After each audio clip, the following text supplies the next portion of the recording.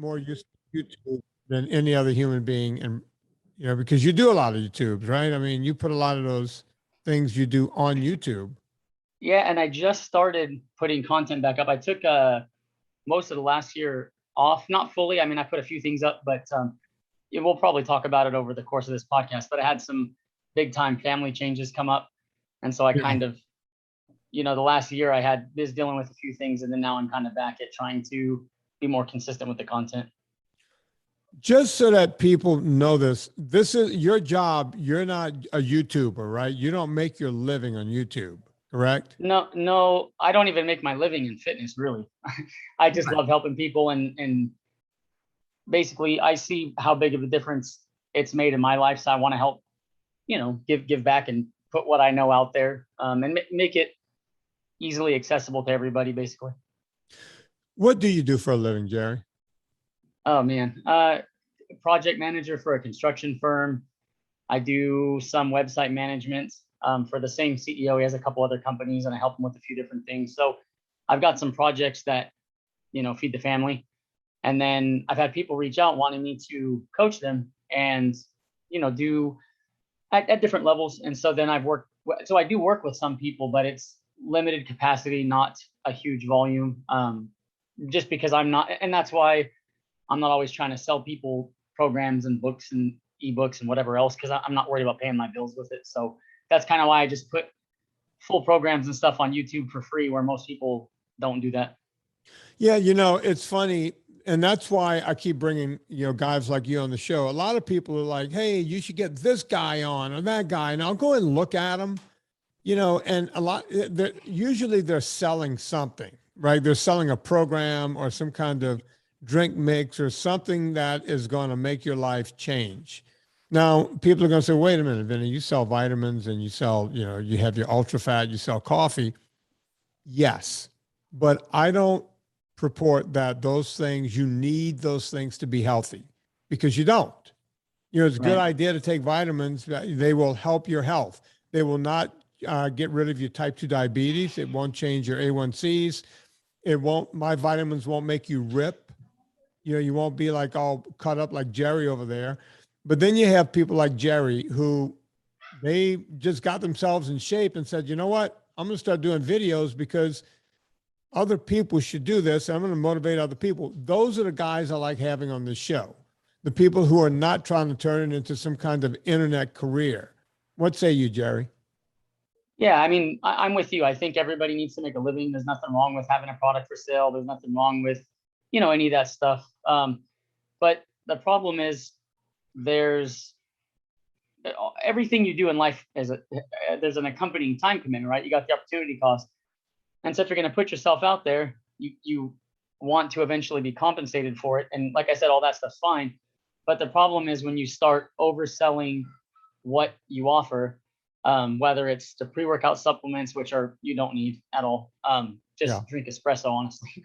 But that's what ends up happening is people tend to get away from the helping, and everything becomes about sales funnels and closing deals and all that kind of stuff. And so, yeah, I almost, when it gets turned into a business, it sometimes takes the fun out of it, kind of. I mean, it does, but you're right. Look, I need to pay the bills like everyone else. I do this podcast for free. I do a lot of what I do for free. I give away my free PDF, but at some point I do have to pay the bills. That's why I have to have the vitamins and all that stuff. But to your credit, I mean, I followed you and I pay attention to the people I follow. And so if I'm going to recommend someone to someone else, I think ethics are really important. And I've never once seen you, somebody asks, yeah, make a recommendation, but I've never seen you browbeat anybody or oversell anything. In fact, most of the time on your social media, I don't see you sell anything. It's kind of like the stuff is there. If you want it, cool. If you don't want it, that's fine. Sure. It's all free advice. One of the things I noticed, and I've been noticing this, I noticed it when I was still in California, and it's not just a California thing. You and I lived in different Californias. I lived in Southern California in the heart of Los Angeles, where everyone is crazy. And you live further north but it's still California, no matter how you look at it, right? I belong to a couple of gyms in the town near where I live, right? So As you can see, I have a rack behind me and a mirror, and I have a whole Yep. setup here. I can do my squats, my lunges, and we're going to talk about how you do it all, without using any of the stuff I have here. You would go crazy with this kind of gym. I have a rack and benches and squat racks and everything else. But when I go to the other gyms and I see what's around me, now in California, you're used to it, but people walk in and they have, it seems like a kit with them, right? Before they work out, you'll see them sit down somewhere, like on a bench. They will occupy a space, usually a bench that someone else could be using. Yeah. And they start drinking some pre-workout. And you'll see them looking at a watch or looking at a clock and timing some drink that they're drinking, right? Right. And that drink could be any color from pink to orange to purple to some kind of Dayglow blue. You name it. The drink is Jerry, do you know, sometimes it's opaque. Sometimes it looks creamy in there. Are you familiar with what I'm talking about? Yeah. You just mentioned the pre-workout, right? You got the pre-workout, then they got to drink the aminos during While the they're workout. working out. Yeah, exactly. Yeah. Then you got to slam the protein right after you work out. That's what I was going to bring in. They're all different colors. That's why I notice it. Yeah. I see the same guy going through colors. And it's not one guy or two guys. It's almost every guy except me and a guy named Matthew, who happens to be my age, right? Who's very fit, by the way, Matthew is. Everyone else is on a drink. Everyone your age is pounding shit the entire time. Go on. I didn't mean to cut you off. No, I agree with you. And the thing is, I went through that phase when I was younger where you are buying all the different, supplements, because you think that's going to be the catalyst to get you from, I guess, subpar results to excellent results or whatever. But the reality is very few supplements actually do anything from a body composition standpoint. I mean, from a health standpoint, when you're talking about nutraceuticals, there's stuff that lowers blood pressure, reduces cholesterol. There's all kinds of herbs that may be effective. Sure. But when you're talking about fat loss, body composition changes, bodybuilding, all that stuff is essentially worthless. I mean, creatine works. Creatine's fine. It's going to help increase your strength. And if you are stronger, if your work capacity is higher and you do more work in a given workout, then you're going to get a little bit better results. But yeah, most of the stuff people are drinking is either completely worthless or the percentage of a difference that makes it so small that it's not even visible. Mostly, to be honest with you, supplement companies have good marketing budgets and they target the gym bro, and they target their vanity or weight loss or whatever. So yeah, in my experience, most of that stuff's ineffective. Yeah, it's funny. We joked about it for a while. I had two of my nephews come up to meet me in Mammoth a few years ago because I wanted to introduce my nephews to hiking and climbing mountains and the whole thing, and also let them see the great outdoors, sleep in tents, do this whole thing. Yeah. And it was two brothers. There was the younger brother and the older brother. They're about 10 years apart. My brother had these kids about 10 years apart. So the younger one was right out of high school football and basketball. He was an athlete. The other one was close to 30. As a matter of fact, the second year we celebrated his 30th birthday during that. And so I kept telling these guys, listen, I need you guys getting on treadmills down in Southern Louisiana. I need you to find if you want to go outside and jog, it's really hot and humid and everything. I said, go out and jog a lot, go find the treadmill. If your gym has a stair machine, fall in love with that piece of equipment, do everything you can, because when you get to Mammoth with myself and my buddy Don, we're going for it. Oh, don't worry, Uncle Vinnie, we're doing it. Well, they didn't take me seriously, right? As a matter of fact, one kid, the first morning, we slept in a condo the first night. We got there, I figured, we'll stay in a condo, we'll get everything ready, and then we'll move on to the tents, right? I see him sucking down putting some kind of powder in his water, and it's like, what do you have there? And he goes, this is C4. I went, what's that? Oh, this is going to give me energy, man. Get on that hill, I'm going to have energy. This some kind of energy. And he goes, and then I see him mixing another thing, different color, different. So what you got there? And he goes, beet juice extract. And what's that? oh, you don't understand. The nitrates from this is going to just open me up. This is like, it's like rocket fuel, man. He's a bro science guy. He works out. He does all Yeah, the yeah, bro yeah. science stuff. So I said, you really think this shit's going to work? He goes, you'll see, you'll see, you'll see. Within about 2 city blocks at altitudes, we're at 8,000 feet where we started. He started falling behind. By the time we got a quarter of a mile into that hike, he was done. He was gassed. You know, two old guys, me and Don Coddington, two old guys were like, what?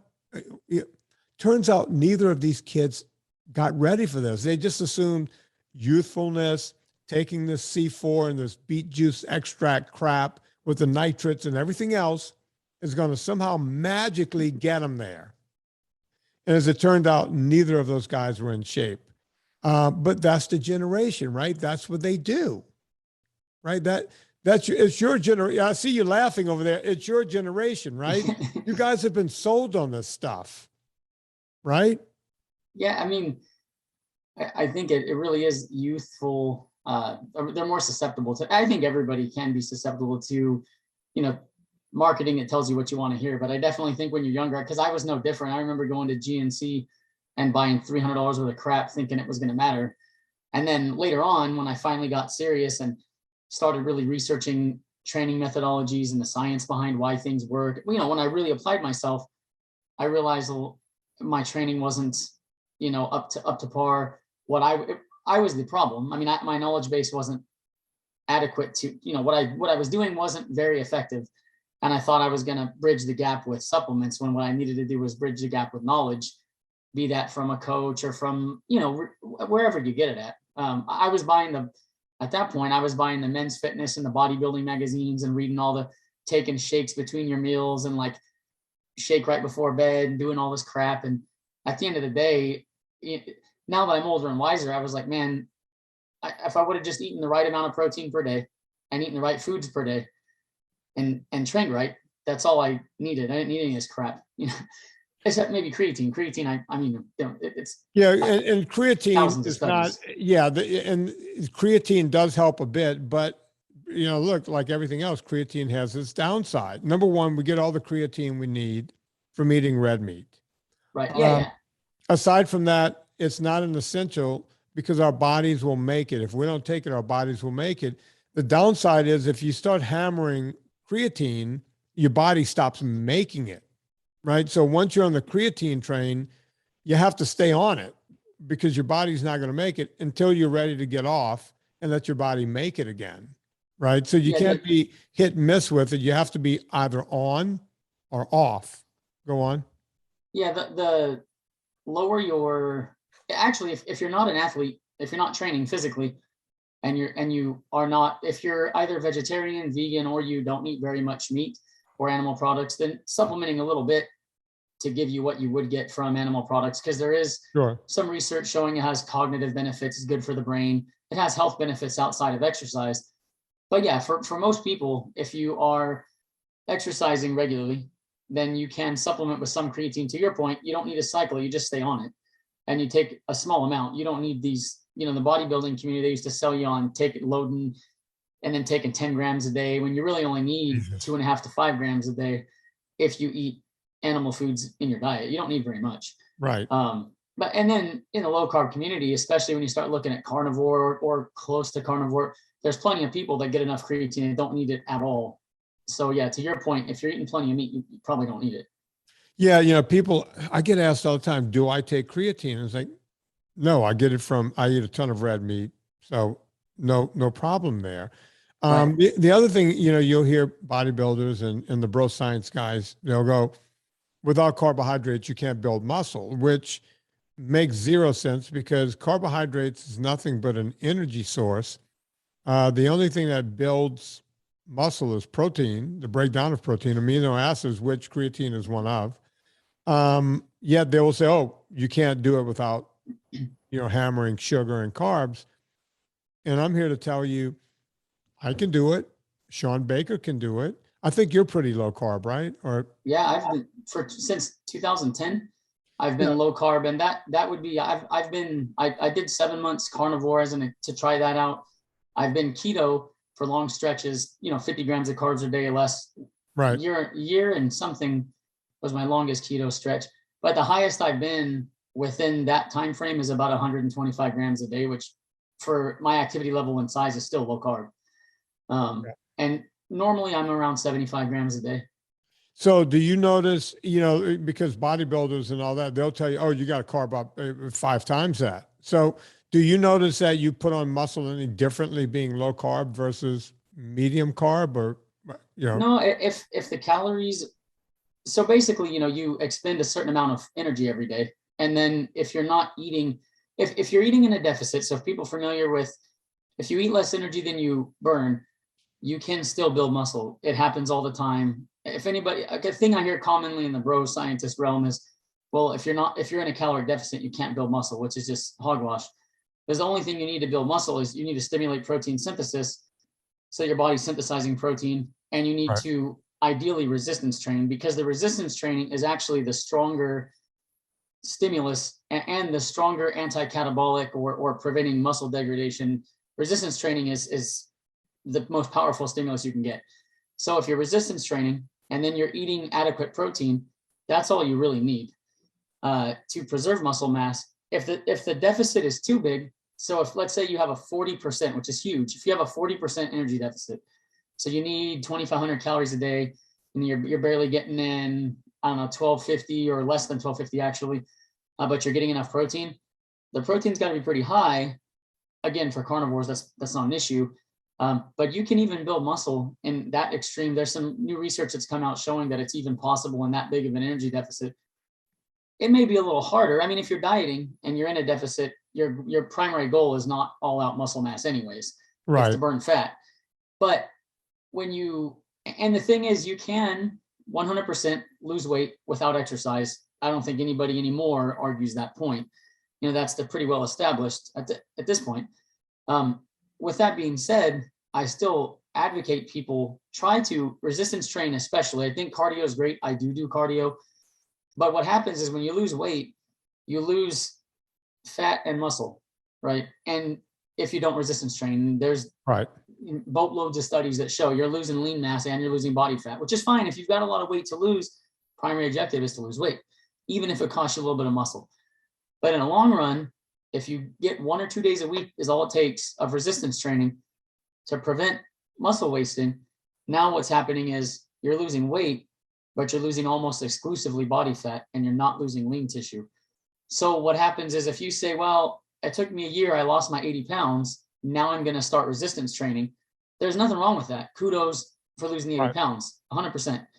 But if you'd have started lifting 1 or 2 days a week a year ago, maybe you'd have only lost 70 pounds and you'd have 10 pounds more muscle, and you'd be further ahead. It's kind of like driving from one city to the next in a straight line instead of driving out of the way 20 miles and then looping back around. You're absolutely right about that, Jerry. I didn't mean to cut you off, but no, go ahead. One of the, I do these phone calls. People can call me and set up a consult. And one of the biggest phone calls I get is, I've lost 100, I've lost 150, I've lost 225, whatever now I'm ready to exercise. Right. And it's like, God, I'm so happy for these people, and I'm glad they lost the weight because they've now saved their life. Right. I'm always sitting there thinking, why didn't you start exercising a year ago? But I get it. Part of it is, their knees were creaky and hurting in their hips, or they had to get something fixed, or they weren't sure that if they started exercising, they might fall off the wagon because they're going to want sugar again. I get why they didn't do it. I just get frustrated that they didn't do it. And some people will call me, they'll go, look, I've lost 50. I got 80 more to go. I want to get back to my high school weight when I played high school ball or wrestled or whatever the deal might be, right? Everybody's got that picture in their head. I saw the picture of me wrestling and I was 182 and I was lean and mean. I want to get back to that. And they'll say, I've lost 50. I got 80 more to go. I want to start exercising. I want to get back to that. And that's the the man and the woman. I get guys and girls. Those are the ones where I get excited. I go, okay. And they sometimes they'll say, hey, the phone call was only an hour long. We're at an hour and a half. I was like, I don't care. if I got the time, I'm going to stay on the phone. As long as you want to do this, I don't care. We got to get to this. I want to make sure you're going to do this. Right. Yeah. Because you got them in the ropes. You want to keep them going in that direction.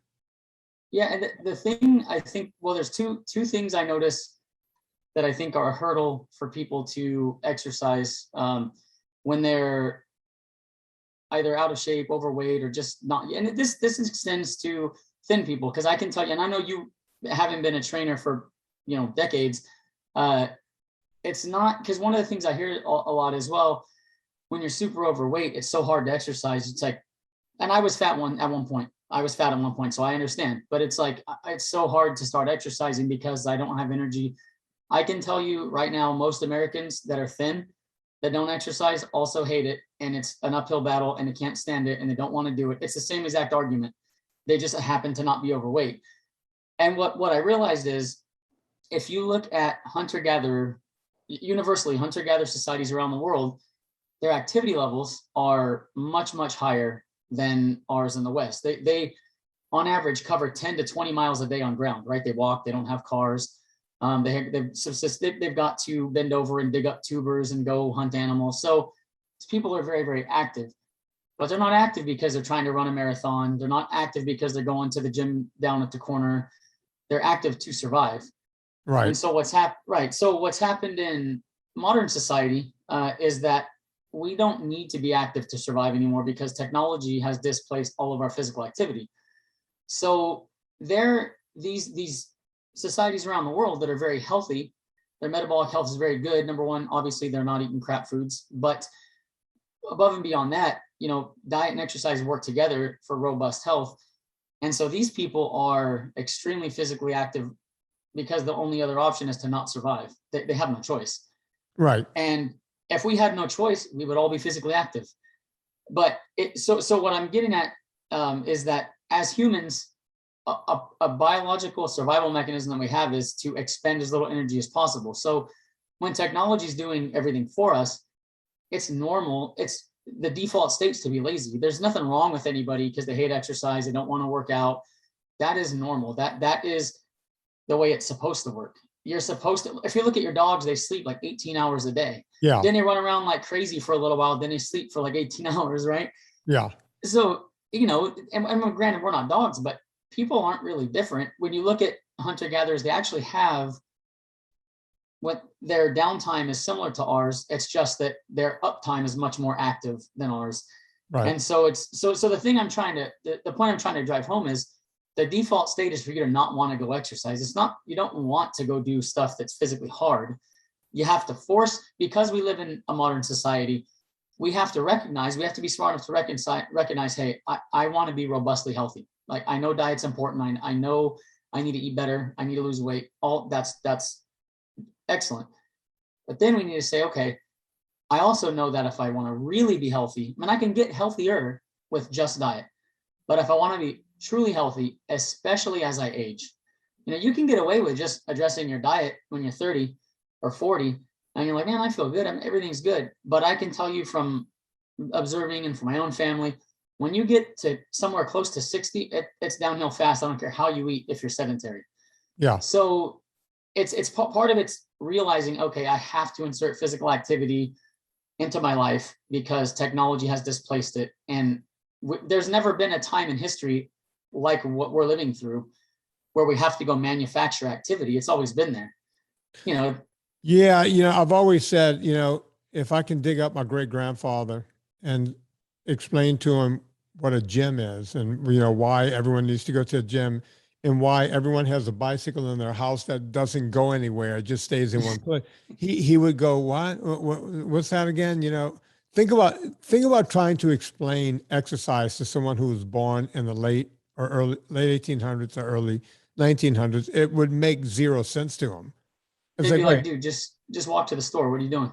Yeah. What's this treadmill again? What? Wait, it's indoors. Yeah.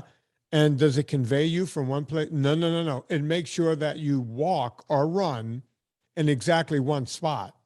That's the way it operates. Can you imagine if you didn't show them the treadmill, if you were trying to explain that to 1895 guy, right?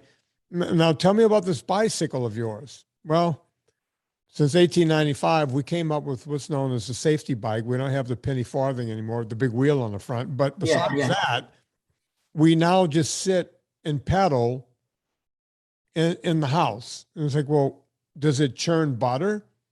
No, it does not. Does it work some kind of machine that would clean your laundry? No, it does not. Well, what does it do? It keeps me from dying. They wouldn't know what to do with that information. Think about that. Yeah, That's how crazy this is. Just 120 years ago, right? But this is where we are now. Try to explain this to people.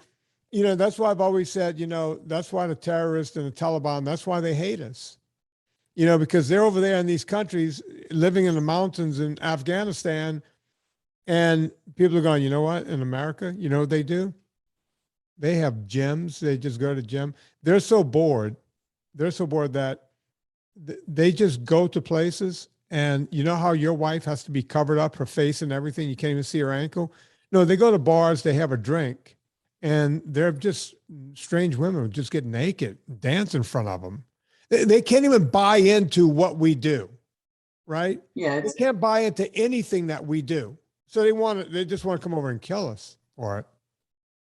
well, if you think about it, like, you know, recognizing that that just our lifestyle has changed so dramatically that, like we talked about, manufacturing that, you know, physical activity where we didn't used to have to do that. That's one part of it. So trying to come up with the recognition that, hey, diet's supremely important. It's the foundation. But now how do I add physical activity? And the other part of it is realizing that I think a lot of people, if you've been overweight for a long time, especially, there's a distaste, and I understand it because of the before and afters that are very deceptive, and they're photoshopping and lying, and, you know, using people that are already thin that just get bloated and then diet back. It's very, very deceptive. But I think you have people that look at the fitness industry in general, and it's like, and they look at gyms, and it's like, that's not for me. I'm not that person. I'm not a gym person, right? Right. And so they associate exercise with going to the gym, which that's not at all what you have to adopt. You just have to adopt physical activity, which is completely different. And if you look at the literature, going from sedentary to just physically active, not high levels of physical activity, not structured exercise, from sedentary to just being an active person, walking the dog, you know, parking further away from the grocery store, whatever it is. But if you can get away from being sedentary, your all-cause mortality is cut in half. So you literally reduce your risk of dying by 50%, which it's more potent than quitting smoking. Yeah. So if you lose weight, but you're still sedentary, you are actually still at high risk of mortality. So the next step is just to insert physical activity. And so I like to stress the point. I mean, in your living room with stuff like I've got on YouTube, you know, whether it's, you know, calisthenics, P90X, all that stuff, it doesn't even have to be the perfect program. It just needs to be some kind of physical activity. And like I said, walking the dogs, it can be gardening, plant a garden, get out there. And, you know, that's in Okinawa, in fact, which people are, not the new generations, but the older generations in Okinawa are known for their health, arguably the longevity, but they're extremely healthy population. They have backyard gardens universally in all the homes. Right. And the people are out there gardening all their fresh vegetables and everything. So, you know, I try to advocate for people to just stick some kind of physical activity in their day and limit sedentary time. So like if you spend an excessive amount of time at a desk, especially because we've got technology, set an hourly alarm on your phone. And every hour when the silent alarm goes off, just stand up for 5 minutes and then, you know, sit back down. There's a lot of research to show that even if you do exercise 20, 30 minutes a day, if you're sedentary for the entirety of the rest of the day, it's not a big mortality reduction. You have to break up all the sitting and all the sedentarism that we have in the West. Yeah, you know, it's an interesting thing. You bring up a few points. When the pandemic first started, we had just moved to Virginia, and you may remember last time you were on the show. Yeah, I was like cramped in my little back breezeway where I had my stuff set up on basically a coffee table, like not a coffee table, but a TV tray, if you will. I had a computer sitting there and I was trying to podcast from there. Not a lot of room. Pandemic happened. I was able to buy an Olympic bar and a couple of plates so I can at least do deadlifts. I can lift something up, right? I was able to buy a broken down bench, which I'm still using. I brought it into this gym. It was an old Icarian bench that goes up and down. So I was able to get a few things, but immediately when, they said 15 days, right? So I figured, okay, we'll be back in the gym in 15 days. It was cold outside, but I still went outside every day and either ran or, did something outside, right? And then I started doing push-ups. So now I'm running and doing push-ups. And that's around the time when I bought the bar to have some, because we went right past that 15 days and we're like, there's no end in sight. So I was able to get a few pieces of equipment. And I'll never forget, they were building something onto a church. On my way to there's this area I would hike up and down. There's like this nice long hill, about a mile long. It would go up and come down. They were building on to the church and they had a backhoe there. And I looked at it and I went up to the guy. It was towards the end of the day. And I said, hey, can you do me a favor? He said, yeah, what do you need, pal? And I said, when you leave tonight, would you mind leaving the bucket of that backhoe right at about 7 feet high? And he goes, what? I said, like this high, right where my hand would hit. And he goes, yeah, I could do that. That's no problem. But why? And I said, because, some of those buckets have the little spikes that stick out like that. Yeah. I said, I have no gym to go to. I just want to come back and do some pull-ups on that bucket. And he goes, I'll do it, but we never had this conversation because if you get hurt, I don't know who you are. Don't even tell me your name. And the guy did that for about 2 weeks until that backhoe was gone. They were done with the project there and they moved on. And then I figured out another way to do it. I would find trees when I would go up the mile-long hill and just wrap my arms around a branch and kind of do a half a pull-up that way and a half a pull-up that way. And then one day I went, oh, this is ridiculous. And I just called Amazon and got one of those things that you just hook into the door because I needed a way to do pull-ups. I had the ground so I could do push-ups. I had the ground so I could do lunges. I also had the ground where I can do, any kind of lat pull or, bent over row. I just, I started coming up with every which way I can use that bar, right? What can I do with this bar today? What can I do with it? You do the same thing without anything, correct? I mean, that was the beginning of Jerry getting in shape. Why don't you talk about that for the average person who may not have any room, any space? All you needed was the ground in front of you, right? Yeah, I mean, that's essentially your body. Well, it's okay. So resistance training in general, whether you use weights or your body, or regardless of what you use, what it is it's a you against gravity, right? So when you use barbells and dumbbells and plates and all that, you're moving those implements against gravity. And when you do calisthenics, which is just the art of body weight training, what you're doing is you're moving your body against gravity. And so for someone who's a beginner, if you're just starting out with exercise, oftentimes, especially as people get older, the older you get, if you have never exercised, what happens is your what's called your power to weight ratio is degrading. Your sarcopenia or age-related muscle loss generally starts to affect everybody at some point. If you're sedentary, it starts pretty early, somewhere around 40 years old. Oh no, Jerry, let me correct you. It starts earlier 35 than that. probably. Yeah, early mid-30s. People you don't feel the effects of it, but that's because it's a smaller percentage. It's a smaller percentage annually, and then that accelerates as you age. But so what happens is, if somebody's say 30 years old, most people 30 years old can still do a push-up. They can do those are considered fairly basic body weight movements. But a lot of people, or maybe even like more females, I would say, than males, especially as they're younger. But there are people that, hey, I can't do a single push-up, and that's fine. what you do is you say, okay, well, we're going to start with standing and leaning into a wall and doing a push-up against the wall. And that's going to remove a big percentage of your body weight to make the exercise easier. So you can start that way. And then eventually you say, okay, well, so now what's happening is instead of you doing a push-up with your body, on the ground, which is going to put you working against gravity at a higher percentage, you're doing the push-up against the wall, which means more of your weight transitions to the lower body. The upper body's pushing less weight, making it easier.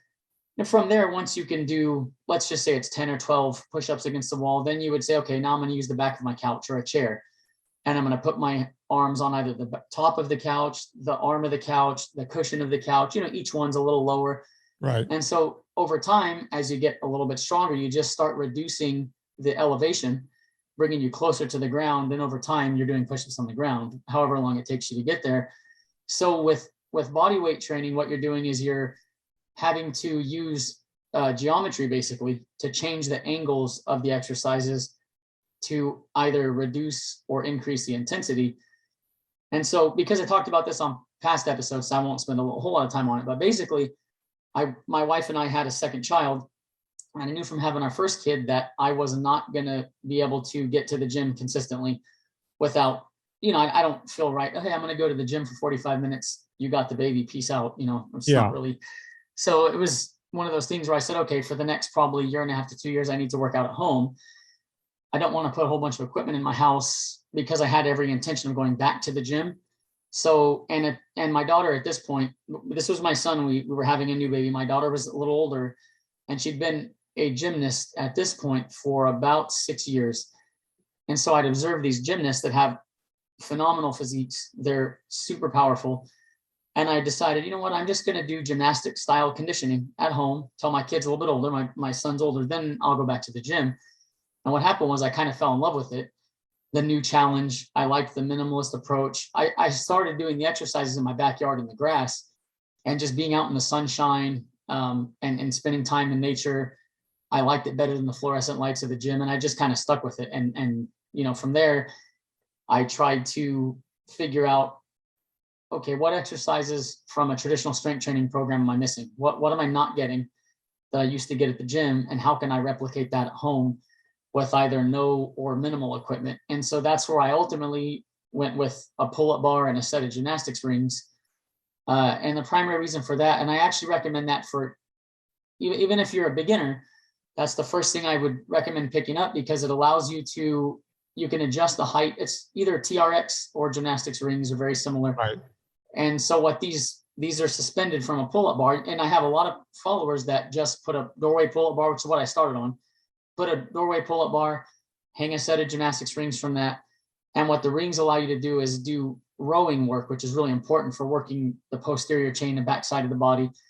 And you can adjust the rings to make it much, much easier. So even if you're overweight, even if you're weak, you can still get your rowing in without having to have a giant set of adjustable dumbbells or any of that kind of stuff. But that's kind of where my system came from was, okay, what am I missing by not having all this gym equipment available to me? And how can I do something similar at home with just this $30 pull-up bar and $30 gymnastics rings?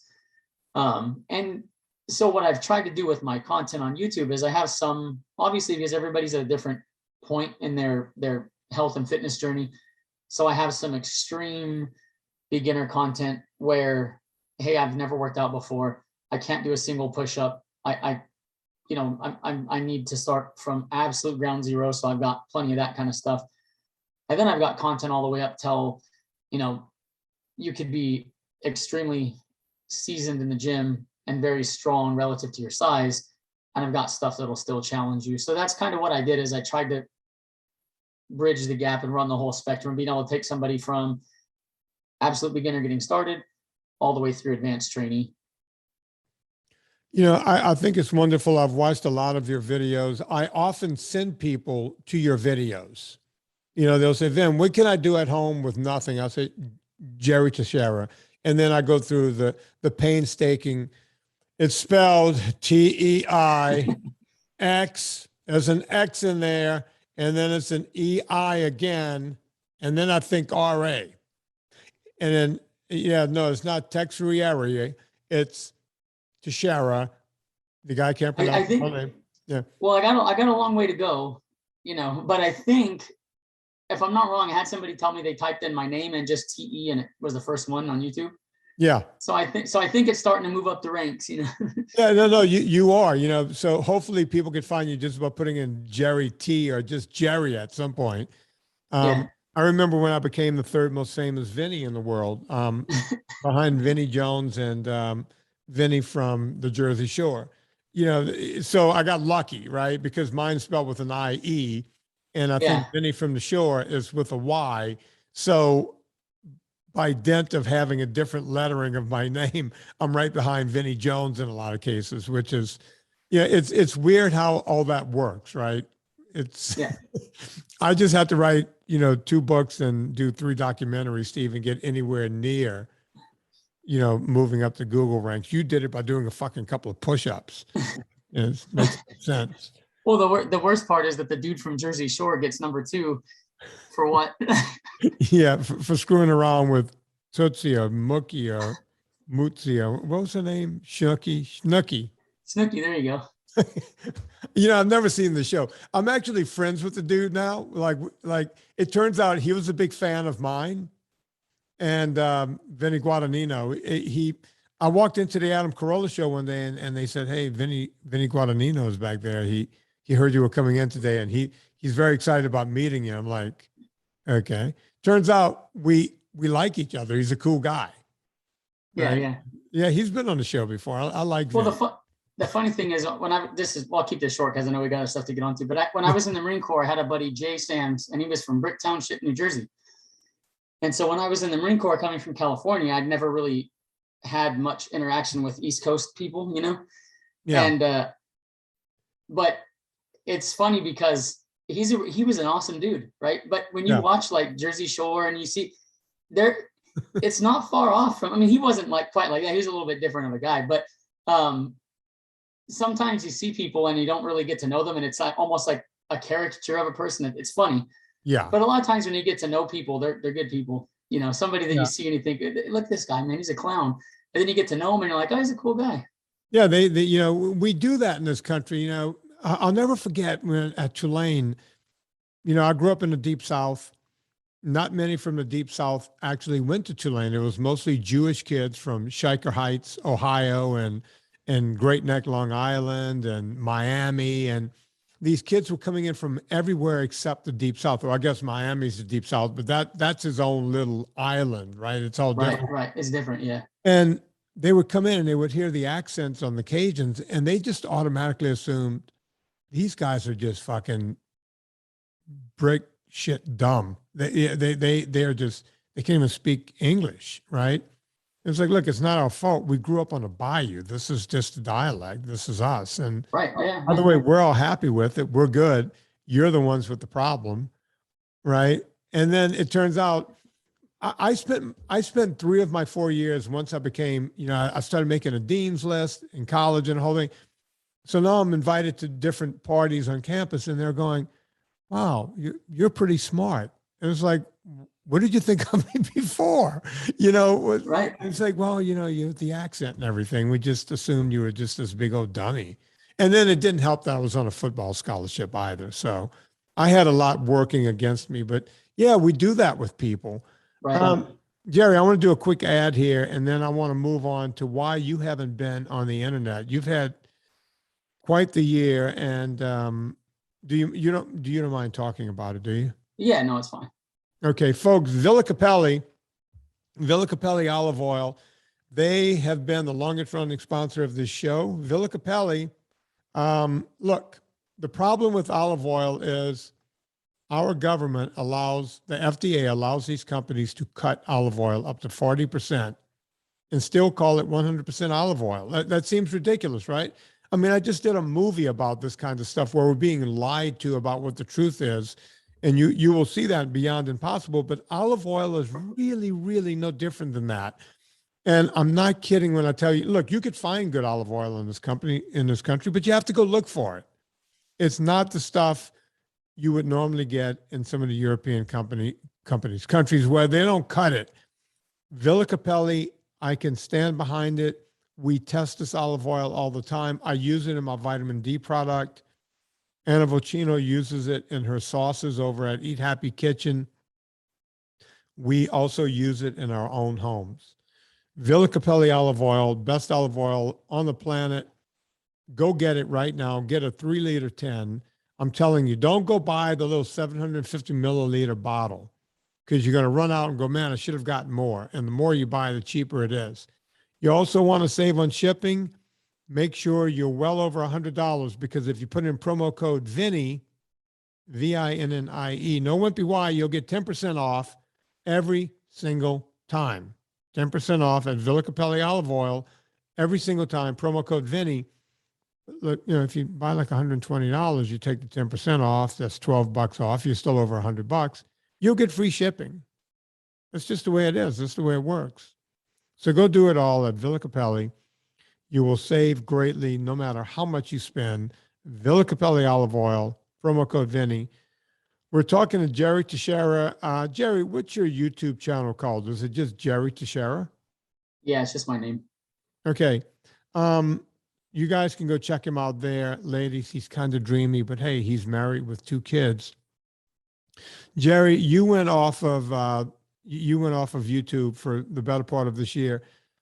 I didn't know anything about this. You and I were talking the other night, and you were telling me you had some tragedy in your life. Let's start with your mom. What happened there? Last October, so not this year, but the year before, my mom ended up passing away.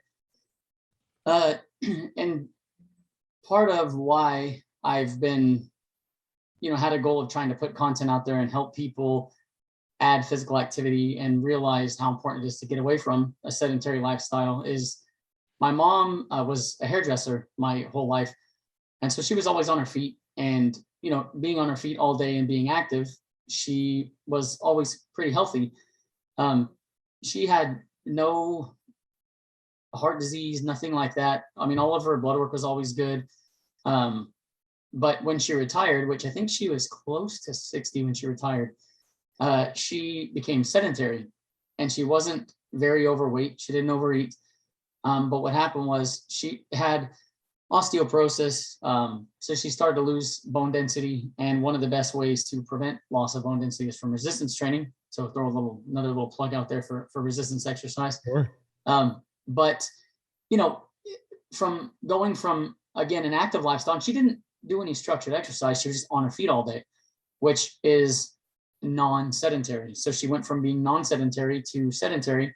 And so post-retirement, she started losing muscle mass. She started to lose, you could just see year to year how in the first couple of years, it wasn't so bad. But as she got older, that started to accelerate. And she started to lose her posture, shoulders hunching forward, thoracic spine, curved, flexed forward. And you could just kind of see it, not so much in the skin and the face, but she just started looking old by her countenance. Right. Sure. She ended up taking a little fall and injured her back. So, and it was, the thing is, anybody can get injured when they fall, no doubt. But when you resistance train and your musculoskeletal system is stronger, your risk of severity of injury from a fall is much, much lower. And the recovery from an injury, should you sustain one, the outlook is much, much better. But of course, she didn't do those things. So she ended up having to have surgery on her back. And after the surgery, she was in a lot of pain. She was supposed to do physical therapy. She didn't do the full course of physical therapy like she was supposed to. It's hard. It hurts. I understand. I'm sympathetic toward it, but she had excuses for why she couldn't do the exercises. And, so she didn't do the stuff she was supposed to do after the surgery. And so her osteoporosis and her weakness and the sarcopenia, everything accelerated. She ended up having to have a second surgery because her spinal column was essentially disintegrating. Wow. And the second surgery was like a 20-something hour marathon dual specialist. Yeah, and it was only like a 70% chance of survival. So 70-something%. She had to decide, I'm either going to end up being bedridden or I'm going to do the surgery at risk of not coming out of it. Well, luckily she made it through the surgery, and she But she didn't make it a year past the surgery because when it, again, super painful, long recovery, physical therapy, you know, anytime you get in a position where you've got to go through a major surgery, you have further deterioration of the muscles. Right. And so it's physical therapy. It's a long process. In fact, my mom aside, most adults, if you have to get, if you fall and break a hip and you have to have hip replacement surgery, depending on the study you look at, I've looked at a few, but it's somewhere around 40 to 49% of adults don't make it past 12 months after a hip replacement surgery. And again, most Americans are sedentary. Most of us don't exercise. And so what happens is we already don't have the muscle mass to risk losing, right? We already don't have a surplus. So then we break a hip or we have a catastrophic injury and we just wither away, for lack of a better term. And so the thing that really opened my eyes or made me kind of realize what happened with my mom is she ended up getting pneumonia. She was at home. Her pneumonia wasn't bad enough. The doctors thought she was fine to recover at home. And so in the middle of the night, she had to get up to use the restroom and my dad heard her fall. So he got up and she died in his arms in the middle of the night. Oh. But the thing that was, and she was 76 at the time. So, you know, this is in her 60s is when the sarcopenia really started to, we saw it start to really, to take a toll. But the part that was almost to me kind of like a tragedy, or the why behind it, is like all you had to do was work out 2 days a week. I understand not everybody, I know it's hard. I understand. I tried to get my mom to exercise for decades, right? I totally understand the struggle.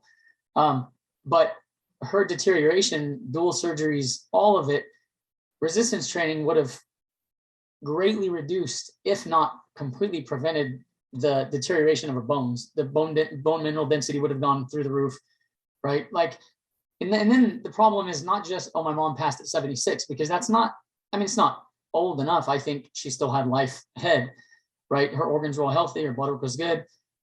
But her last 15 years of life, her last 2 years of life, my dad had to take care of her like a child. I mean, just it was hard for her to move around. She needed him to help her get all around the house. So it's like having to watch someone you care about slowly fall apart and then die needlessly, you know, completely needlessly. Because when you, again, going back to the hunter-gatherer example, or we can talk Okinawa, we can talk Italy, right? You can talk about the Sardinia regions of Italy.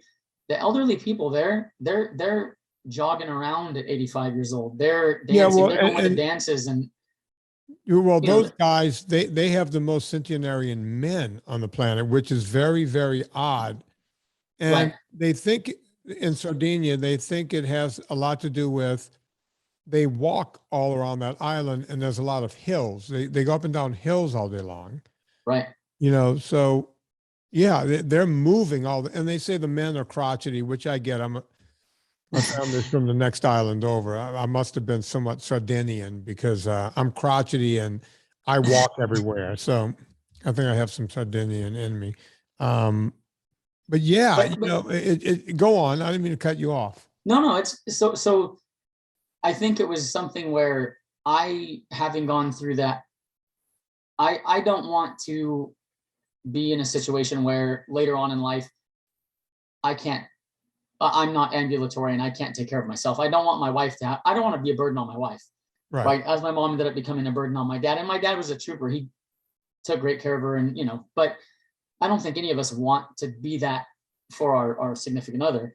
Right. And then I don't want for my grandkids to not have grandpa when I have them. I don't have any yet, but thank God, you know, my kids aren't old enough for that. But, you know, I don't want to be a burden on anyone else. And outside of not wanting to be a burden on other people, I want to live a full life for as long as I draw breath.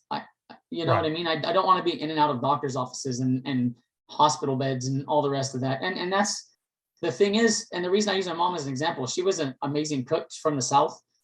My mom's name was Dixie, is like as Southern as that's like as Southern as you can get. Right. Yeah. And so she cooked, I mean, it was whole food. There was no fast food. My dad never ate fast food unless he was traveling. Right. Wow. And so even throughout my parents had a history. There's some substance abuse, rough times. She still cooked. It was always home cooked food. Wow. So this wasn't like chips and cookies and, you know, she wasn't overweight. So she ate well. She ate good home, good home cooked food, whole food all the time.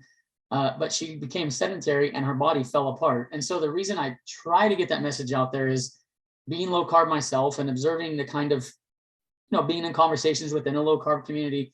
There's a percentage of the low carb community who thinks that because keto is so magical or low carb is so magical, and we can turn back time and fly and all this other stuff because of ketones or whatever, that we don't have to exercise because our diet's just that good.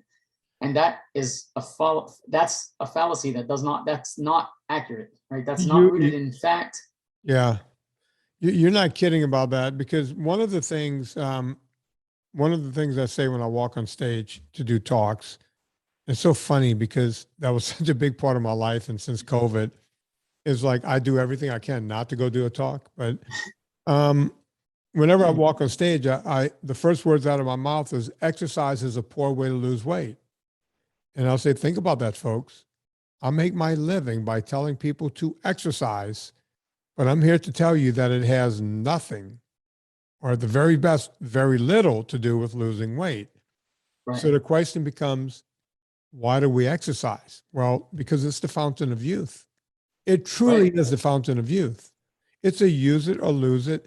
And you mentioned the Sardinians. You mentioned, when you look at some of these hunting tribes, you look at the Maasai Indians and tribe in not in India, but in Africa. You look at these people and they look superhuman, and these guys are like 60 and 70 and 80 years old. And you go, wait, their bodies look the same as a 25-year-old guy. How can that be? Right? And it's because they're always moving. They eat a lot of meat. They eat very little carbohydrates, and they're constantly moving. Look at them. That's what happens. It's not just genetics. That's what happens. Yeah. I mean, I agree with you 100%. And the thing is, I think because a lot of us find, low carb, or we find a healthier diet somewhere in our 30s, 40s, where the negative effects of time, so the negative effects of a poor lifestyle have already caught up with us, but we fix our diet and that starts to correct itself, but we haven't had to battle the negative effects of time yet. And so that's the next thing that we're not addressing if we're not exercising. And the hard part is, the longer you wait to start counteracting the negative effects of time, the bigger the degradation already is. Right. And so that's one of the reasons why I really, and I think one of the big hurdles is, I see it all the time. Most coaches, most trainers, people, it's like, oh, this is my beginner program. And then you look at it and you're like, beginner? What the hell? That's not a beginner program. Like, I'm putting myself in a beginner's shoes, coming off of 30, 40 years of never exercising. And I'm like, I can't do a push-up. And you've got me over here doing all this crazy, right. So that's where I think it's trying to bridge the gap between understanding the importance of exercise for optimal health. It's like you said, it's not about weight loss. Yeah, there's a small role for maybe weight loss, more so weight maintenance. Studies seem to support that, even with like the Biggest Loser studies where the metabolism is all radically altered and everything after that show. The people who stuck with physical activity maintained the weight loss better. And I think a part of that might be when we are physically active, we're more inclined to stick to healthy eating. Things kind of reinforce each other. Yeah. Right. If you're exercising, you're putting in the work, you don't want to eat like crap. It's maybe that's part of it. But I think trying to help people wherever they're at in their journey start adopting physical activity, because from a longevity standpoint, like you just mentioned, it really is the fountain of youth. That's what's going to keep you from your body falling apart with age. And once, there's a lot of research that looks at once you sustain one type of injury, whether that just general sarcopenia, the hip, the shoulder, whatever it is, when the injury happens that you now can't recover normally from, now you can't be physically active. Lifespan, as health span goes down, lifespan follows. Right. Exercise helps you. So that's the best way I could probably put it, is diet's going to help you maintain an ideal body composition, which is really important for your longevity, right? If you're overweight, now there are some people that are overweight and all their blood work and everything looks good. but the vast majority of people, that's not the case. Yeah, no, So- it's not the general consensus. Right. So it's like, okay, I've got my diet in check. I'm maintaining a healthy body weight. Now I need to prevent myself from literally from falling apart. That's where exercise comes into play. And so that's kind of what, and after watching it, seeing it happen to my mom, that kind of reinforced that, yeah, this is a message that I think is really important for people to understand, that because I saw that, even if you're familiar with like Herman Pontzer's book, Burn, where he studied. Yeah. Go on. Right. So Herman studied hunter-gatherer societies around the world, a lot of time with the Hadza in Africa. And the main point to his book is that even for all their physical activity, they burn a similar number of calories a day as a Westerner, because their bodies have adapted to the active lifestyle. Right. And so his point, the whole point behind, where people start reading it and they're like, oh, he's a keto guy, or what, calories in, calories out. The bigger point of that book is to tell you that exercise is absolutely critical for your health, but it's not critical for weight loss. That's the underlying point of that entire book. Yeah. Is that these people that are extremely physically active don't burn many more calories than a sedentary Westerner.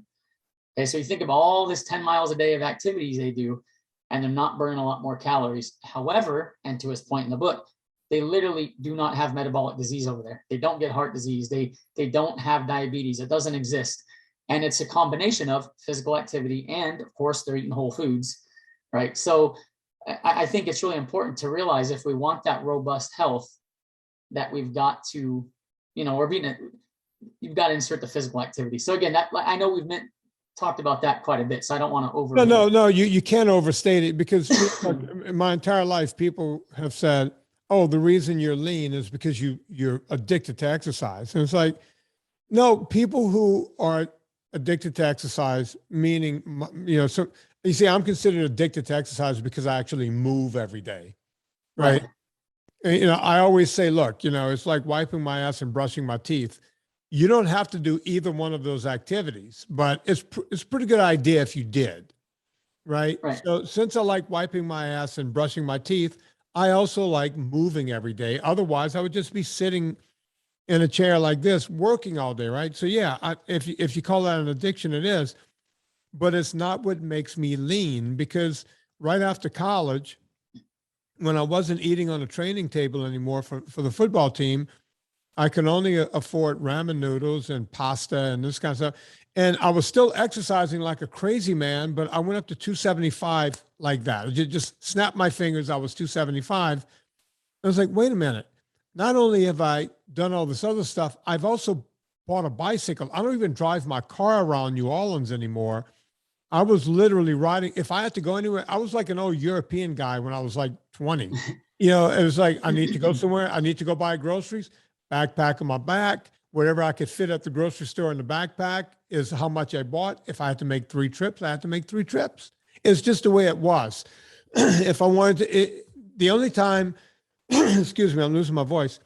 The only time I would literally take my car was when I wanted to go visit my parents who lived 75 miles away. Until one day I figured out, hang on, I can ride my bike there. I never even thought that you can ride a bike 75 miles. Right. Because in 1983, nobody was riding bikes in the United States. It wasn't a thing. Lance Armstrong hadn't done his thing yet, right?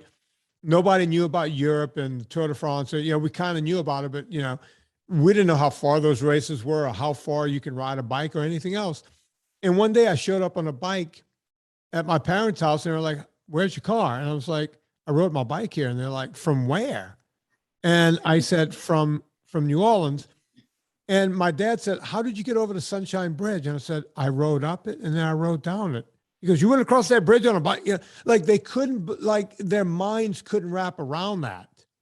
Now, at the time, I didn't realize that, oh, wait, after I visited them, I have to go back home.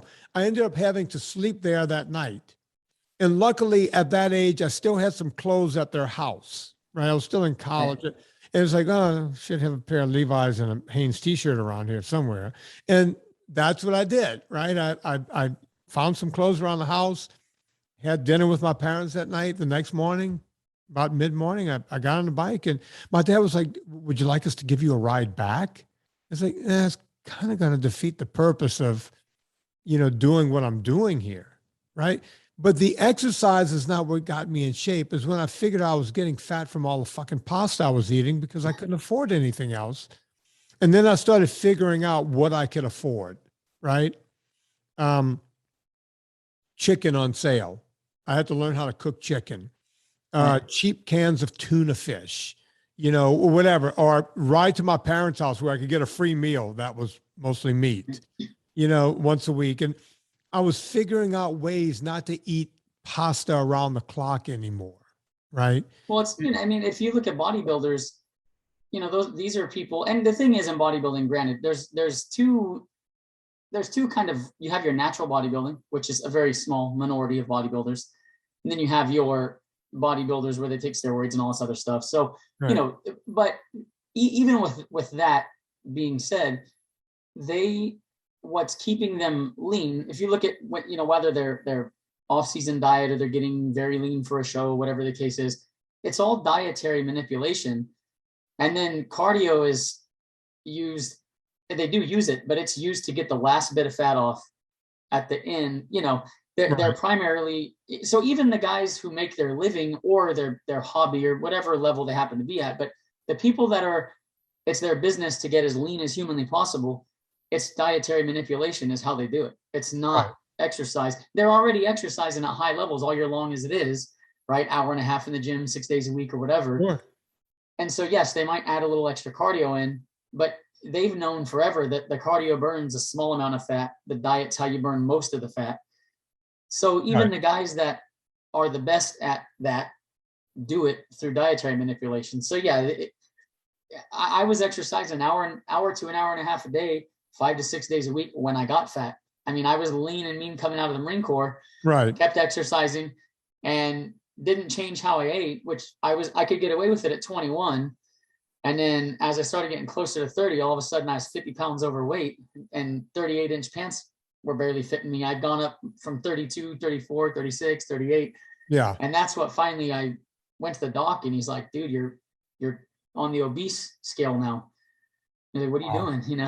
In a year and a half, just, and so I realized, man, I guess I can't go get double quarter pounders at lunch every day anymore.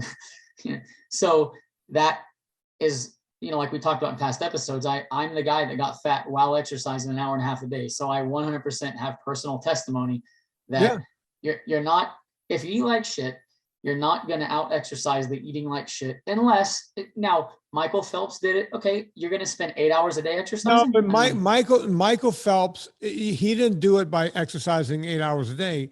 He's a genetic freak. Well, yeah. Let's call it what it is. And by the way, that bullshit where is it? Michael Phelps ate 10,000 pancakes right before he did the 100 butterfly. No, he didn't. It turns out that whole thing was just all bullshit. He never said that.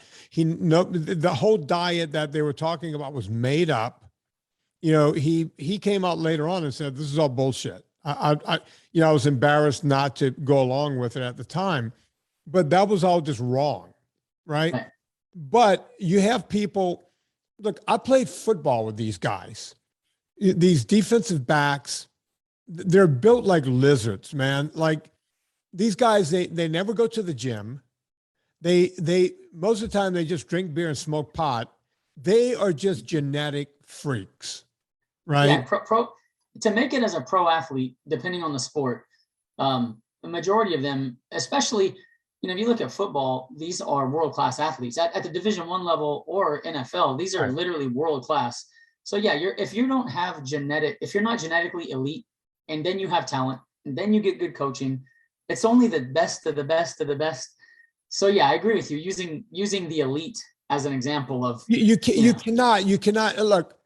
It was said to me a long time ago when I was a kid, if you're the best on your little league team, the absolute best, you can make it onto a JV squad, right? But only the best of the JV squad gets to make it to the varsity team in high school. So those are the best of the best. Now you have the whole country of the NCAA who gets to pick the best. And now we're not talking about Division II, Division III, the D1 teams. Only the crema of that crema gets to go to the D1 teams. And of those athletes, when you get to a D1 team, which I was able to do, you get to see the ones that cut above you. Right. And boy, look, we were all incredible athletes, but then they're the All-Americans, and you know who they are right away. You can see, like, you see these guys naked in the locker room. You see who they are. They don't have to work out. Now, the ones that do work out, you always hear that story, he's the hardest working guy. You hear that about Alvin Kamara. The guy's built like a brick shithouse. If you saw him, the guy looks like a bodybuilding. He bought a Jeep and he bought a harness. He would pull his Jeep down the street. This is a professional football player. There's not many Alvin Kamaras. Some of these guys are they're like that, just walking around. Right. But the thing is, right. And that's the thing is, you've already got a guy that is that good. And if you've watched Kamara play, the guy is the best athlete on the field every time. Yeah. Right. If he's not injured, he's just on another level. Even at the NFL, which is only the best athletes on the planet in that sport as it is. Yeah. And the guy's just embarrassing most people, right? When he's got the ball. So crazy way. Yeah. Right. And then, so you've got to, so that's my point, that you're right. You've got people that are already at the tip of the iceberg in human potential. And then they're just taking it in that little group of people that are at the tip of the iceberg. Yeah. Maybe they have the better work ethics that are pushing it the extra mile. But right. I don't care if they had that same work ethic and they didn't have those genetics, they'd be way down here. They wouldn't have made it off. They would have made a junior college, maybe. Right. So, yeah. And then that would have been it. And they would have gotten some girl pregnant. And, now they're working over at the Toyota dealership. I don't want to go without talking about this. You had more, and just a couple of minutes. I'm not going to keep you all night, Jerry. You had more tragedy in your life after your mom. Your brother, who was only 50 or 51? He's 51. He was 9 years older than me. Wow. And what happened there? So, not that it's easy to lose a parent, right? But this was harder for me. If anybody out there's lost a parent, then lost a sibling, for me, the sibling was much, much harder. One, because my mom was 76, so she at least, she got to see her kids, her grandkids. Yeah. She wasn't young. She wasn't old, but she wasn't young. And so my brother was only 51. But also when we were growing up, him being 9 years older, he was more like a father to me and a brother. But I've got 4 brothers. But the difference here with my brother Kenny is we were close throughout life. We always had a really good relationship, and we text each other all the time. We used to play on the same little semi-pro paintball team years ago. Wow. When I was I was 8th grade, I think, and he got me into building my own Windows PC. He went on to become a robotics engineer and actually really well known in the industry. And so he had me into technology, and he kind of led the way and got me into my little different hobbies and stuff. But his was hard because it was completely unexpected. About a year, he was not hugely overweight, but he was like 40 pounds or so overweight. I'd say he was like the average American, right? Right. And about a year and a half, 2 years ago, he called me one day, and I'm the type of person where my family, like, we get together. My older brother Bobby's in phenomenal shape. He got away from it for a while, but he's a gym rat. He always was. He was the athlete, the wrestler, all that. So he's in great shape. But when we get together, I'm like the healthiest, leanest, whatever. It's like my family knows what I do. If they need help, I'm here. Right. But I don't go browbeat everybody trying to criticize their food and tell them, no, don't eat the pie. I mean, I used to do that. It doesn't get you anywhere. Nobody likes, no adult wants to be, know what I mean, criticized for it. So I don't beat my loved ones up about what they do. But anyways, about a year and a half, 2 years ago, I just try to live by example, lead by example. And so my brother calls me and he goes, dude, he's all, why didn't you tell me about, carnivore diet or whatever? And I said, well, I've been low carb for like a decade. You know what I do. We've talked about it, and, but I think at that point I had just been carnivore for a few months and we hadn't talked much about it. I mean, it was still low carb, but he started reading some of my tweets and stuff. So then he decided to give it a shot. And so he switched over to a carnivore diet, and he ended up, and what had happened when he called me, he'd gone to the doctor, and the doctor said, hey, you're developing fatty liver. You need to lose weight. So he started doing a little research, and then, so he texted me, I gave him a couple podcasts, and then he listened to the podcast. One of them I was on, another one, I think Sean Baker, a few people, but he listened to a couple podcasts. Then that's when he called me back after he initially listened to him. And he's like, why didn't you tell me about this before? And so he decided he was going to give it a shot. And within like 90 days, he had lost, I think, all the weight. Within 90, or it might have been 4 months before he was basically at the ideal body composition. Nice. But he basically went carnivore first, and then he was close to carnivore after that. I mean, he would eat a little, veg here and there. But he started getting into fasting. He was fasting 36 hours every other week or so. So he radically improved his health. And so this is a guy that, again, went low carb. He was really physically active. He didn't structured exercise, but as an engineer, he would walk all over these giant facilities. He would program and install automation equipment for food companies, for big food companies. So he was, he got an Oura Ring, 10,000 steps a day. He really got into tracking everything, taking care of his health. So he's the last person in our family, besides maybe me, that anybody would think something bad would happen to from a health standpoint. And so one day, this was early October this year, my brother's wife texted me, and she said, hey, her grandkid, so my niece's son, she said, hey, Parker's having a fundraiser for his school. And the text message, she's like, do you want to buy something? And my brother's wife never texts me. She texts my wife, like they talk, and right. But she sent the text for the fundraiser thing. And so I looked at it and I'm like, oh yeah, we'll buy something. I didn't reply that day. So the next day I'm doing some work on the computer, and I see his wife calling me. Now she might text me once in a while, but she never calls me. Like, she calls my wife. I call my brother, right? So I see my phone ringing from her. And in my mind, I thought, man, she's like a bill collector. She just asked me yesterday if I wanted to buy the fundraiser stuff.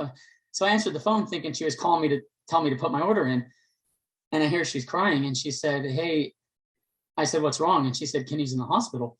And I thought maybe like a car accident or something. I said, is he okay? And she said, no, the doctor just told me that his kidneys stopped working and had to put him on dialysis, and that his heart and his liver are failing. So this is the hospital that he went to. So she, we talked for a minute. She said, I'll let you know when I know more. So he was at the hospital where he, went in the ambulance, and he crashed there, and they didn't have the level of care. They're like, hey, he needs ECMO, like full life support. So they had a helicopter come and take him to a neighboring or adjacent hospital the next city over that had a higher level of care. And so he was on life support for 10 days. And because he had multi-system organ failure, some stuff would improve, but his liver was not improving enough to qualify to get the, heart transplant. So he ended up passing. They had to take him off of life support. But the crazy thing, or I guess the hardest part was, here's a guy that is taking care of himself, doing everything right, and it's still happened. And he basically, so when I asked her what happened, she said, he got sick and started coughing and having like a cold, and it wasn't improving after a few days. So they thought, well, maybe it's COVID, but he felt okay other than the cough. So he went and took a COVID test. It was negative. Next day, he felt a little worse. So they did like a telehealth on the computer with a doctor, and she gave him Tamiflu and some stuff. And she said, well, because he started feeling nauseous, so she gave him some stuff for nausea. She said, you could be even getting the flu. I know it's not yet full flu season, but COVID's not the only virus out there. Right. She said, try the meds. Tomorrow, if you're not feeling better, then I suggest you go in person to an urgent care. The next day when he woke up, he still wasn't feeling better, went to the urgent care. When they did blood pressure and everything, they said, dude, something's not right. You got to go to the hospital. and they stuck him on an ambulance. And Wow. so after this ordeal, when I talked to the doctors, I went to see him before they took him off of life support. When I went to talk to the doctors, they said, look, we don't know what happened. They had to do a cath, and they go in and into his heart. They said he has no atherosclerosis. Everything looks good, but there was some blood clots in the left and the right side of his heart. And the crazy thing is, because I had people ask, oh, did he take the vaccine? He had, at that point, he hadn't had the vaccine, so it's not clotting from the vaccine. Right. He was triple negative, 3 negative COVID tests. It wasn't COVID. And he went to Loma Linda, which is a very high-end medical center in California. Yeah. Huge. It's just the best care. And the doctor said, look, we tested him for everything we can. And they said that every year there are multiple viruses that someone can get, including influenza. There even some of the common cold viruses. They said sometimes, for one reason or another, someone will have what's the cardiac term that everybody's flipping out of right now?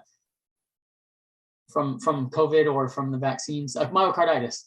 Yeah. So they said that sometimes you can get sick, and whatever the sickness happens to be can actually damage the heart, cause myocarditis, which then can cause what's called cardiogenic shock, which would happen to him. So the specialist's best guess was that he got sick with something, not COVID, because again, 3 negative tests, but he got sick with something. And for one reason or another, he just happened to be one of the very few unlucky people where it caused myocarditis, which then caused cardiogenic shock. And initially, when you're young and healthy and all that, and you show up at a hospital, it's rare to think that that's what's going on. And if they could have caught it sooner, maybe he'd still be here. No, they don't know for sure. But it was one of those things where even if you take care of yourself, even if you're doing everything right, look, as we were saying on the phone the other night when we were chatting, sometimes people just die, and it's just very, very sad. And I'm so sorry that you went through that. I mean, twice in 1 year. I don't know how you're upright, much less trying to help other people, which is pretty amazing, Jerry. So my heart goes out to you and to you and your family and to his wife. Did they have kids? Yeah, they had two kids, but they're older, 30 and 20. I think she's 26 and 30, something like that. Yeah. Right. Either. So they're already, but it has grandkids. I think one's 6 and one's 2. And the hard part is, nobody deserves to die. And everybody, I think, with your family, you think, why this person or whatever. But I can say 100% certainty, like there's not a better brother, better man. Like there's no better person. So it's like, I think it's tragic anyways, but especially for as good of a person, as good of a brother, as good of a dad. He's one of a kind dude, Well, again, sorry for your loss, but I appreciate you coming on and spreading the knowledge that you always do. It's always a great conversation, and I'm excited about you watching my movie. By the way, we talked about it tonight, and I sent you a copy of it. So can't wait to hear what you have to say about that. You might hate it. If you hate it, don't say anything. Just kind of get. No, sure. It was okay. It was pretty good. I liked it. But based on your other movies, I'm sure it'll be good. Can I brag about this movie for just 1 second? I blow away fat a documentary in this movie. What I did here is, it was no holds barred. I just went. I said, you know what? I don't care about whose feelings I'm hurting or whatever. I know these people have lives and wives and husbands and everything else. Don't care. Here it is. Here's how they're trying to hurt us. And it's all for profit. Go check it out. So hopefully we'll keep selling that movie and people will keep paying attention to what I'm trying to do here. We shall see.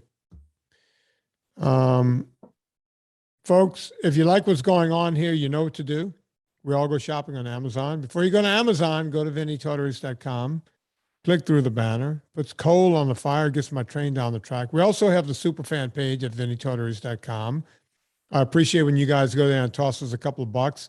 That all goes into keeping this show up and free. It's kind of like PBS. I don't make any money on this, but I like to keep it free.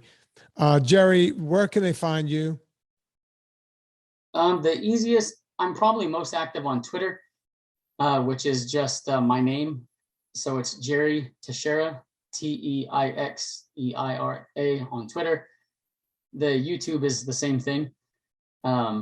That's the two where I'm the most active. So I'd say those two. And I also have a website, which is bodyweightstrength.fit. And that primarily serves to organize the videos. If you're not used to YouTube and playlists and how to get around on there, if you go to bodyweightstrength.fit and you just click start here, it'll just take you to a page where I've explained. It's got the videos all embedded, super easy to navigate. So the website will help you find your way around. Cool. So there you have it. Go check out Jerry Teixeira everywhere he is. On behalf of Jerry, my name is Vinnie Tortorich. Put life into living and do it with enthusiasm.